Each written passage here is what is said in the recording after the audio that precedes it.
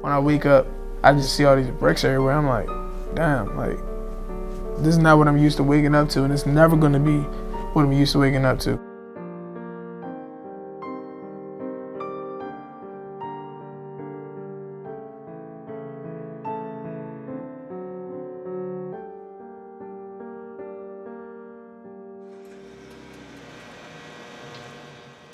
One of the good things I can say here is reassurance that you know what you're gonna be doing in the next 2 hours. You know when your meal's coming, and you know when you're gonna go to sleep, you know when you're gonna wake up. It's just structured. I'm Marquez Jackson. I've been in Bonaire for a year and 2 months. You can customize your room however you want it to be.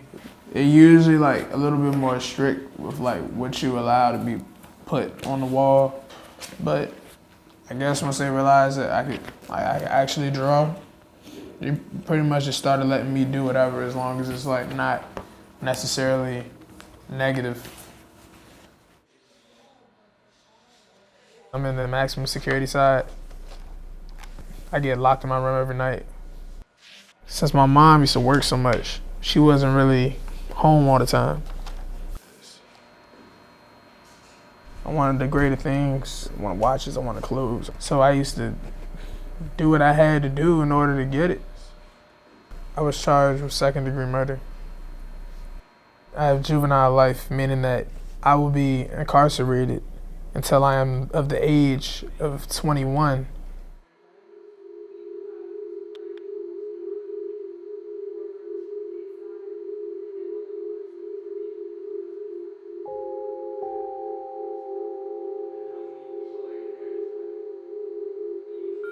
Bonaire was built approximately 100 years ago. And then in the mid-90s in Virginia and elsewhere in the country, people started to think about juvenile justice differently and started to think about it much more how they thought about the adult system. That's when the part of Bonaire that most closely resembles an adult facility was built. That's when the fences went up. How you guys doing? You know, this is not the most therapeutic setting, and so we're doing what we can to kind of overcome that and soften it up a little bit. The kids who are at Bonaire are very complicated kids. Not only have they probably done something pretty serious, there's an incredibly high incidence of exposure to childhood trauma. A lot of our residential units look a lot like adult units. When they were built, they weren't built with treatment space. And so we actually do treatment in empty cells.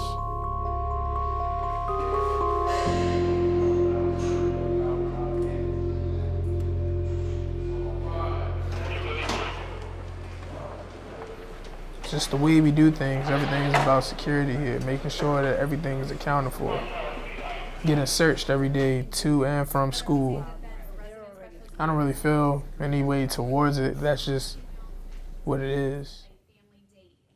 The things that makes me happy is like talking to my family. I mean, I get a visit every other week, yeah, because it's a long drive to and from there.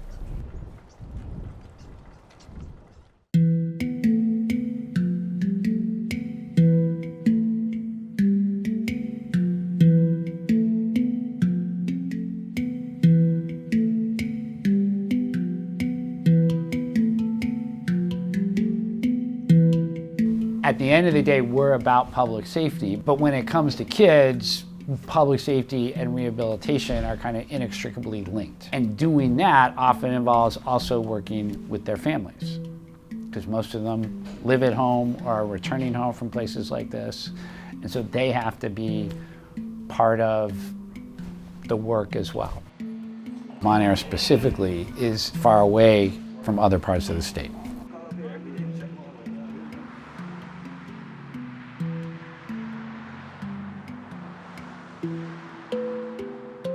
Bonaire is so far removed from the actual communities where the youth are coming from. Why we wouldn't consider placing what's needed in the communities where the youth are coming from, that is beyond me. When we look at the communities that they're coming from, oftentimes those communities are war zones. We have been putting young people in prison with a 70+% recidivism rate, just kind of continuing that trend, even though it's proven to be unsuccessful. The Department of Juvenile Justice has recognized the need to impact families. You can't just take the children and hope that that is going to be enough. If you really understand that, you understand that families are part of communities, and you've got to go to the deepest root, which would be the community itself. If a smaller facility was placed in this community, will it change? Absolutely.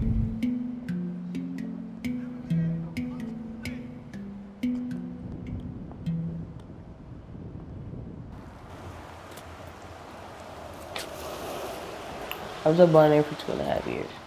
When I went in, I was 18, and I came out, I was 20. It wasn't too different when I came home. I mean, I got used to it very fast, though. I thought I was gonna kind of be wobbly and unstable, but I wasn't. It was okay. And a lot of kids go, they go home and come back multiple times. And I personally talked to a few that have, and some of them say because they have 3 meals a day, they have clothes on their back, they don't have to worry about, struggling, trying to figure out when their next meal is gonna be, or where they're gonna lay their heads. And because how do you help a 16-year-old that all their life, all they know is violence? You can't just swoop in and say, stop doing what you're doing. It's not gonna work. I'm lucky to have a family that I have, because I know if I lose this house, God forbid that it happen, if I lose this house, I can go to my mom's house, or my aunt's house, or my grandma's house. And a lot of kids didn't have that, and it was shocking. What I'm trying to show you amidst the clutter on my desk is what we want our facilities to look like in the future. We want there to be a lot of natural light. We want there to be treatment spaces that support treatment. And what we're trying to do is have a setting that's as close to as many kids as possible. When we started this and all the kids were at Beaumont or Bon Air, only 25% of them were within an hour's drive of their home. By having a facility in Chesapeake or someplace in that region, that percentage gets tripled.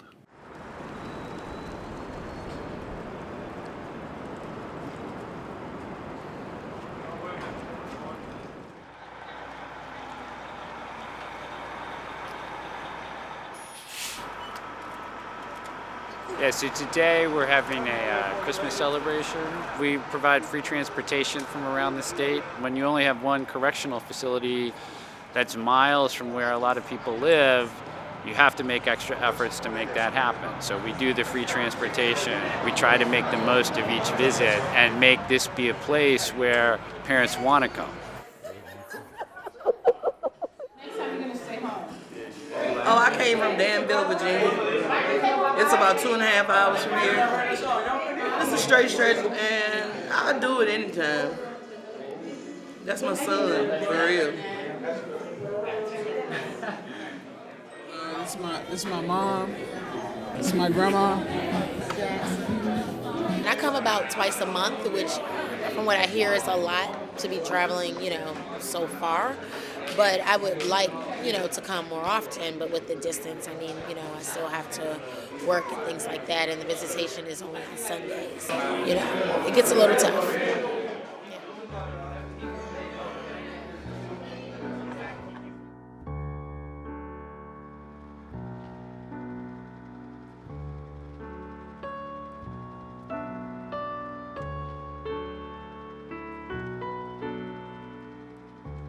I would like to see them open up a new facility, but at the same time, it's like, this is just where I am.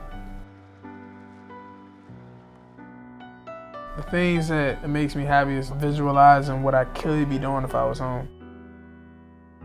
Just me having the freedom to go wherever I want to go, talking to my family. Just being around my family in general